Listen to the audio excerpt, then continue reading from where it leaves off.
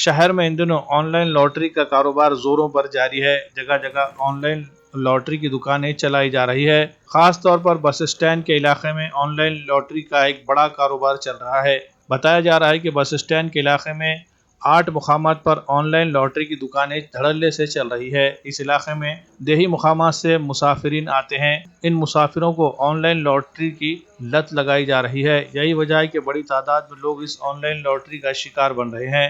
ان میں کالج میں تعلیم حاصل کر رہے طلبہ کی بھی ایک بڑی تعداد نظر آ رہی ہے۔ غیر قانونی طریقے سے چل رہے اس آن لائن لاٹری کے کاروبار کی روک تھام کے لیے پولیس انتظامیہ کی جانب سے کوئی کارروائی نہیں کی جا رہی ہے، جس کی وجہ سے پولیس انتظامیہ کی خاموشی پر بھی اب سوال اٹھنے لگے ہیں۔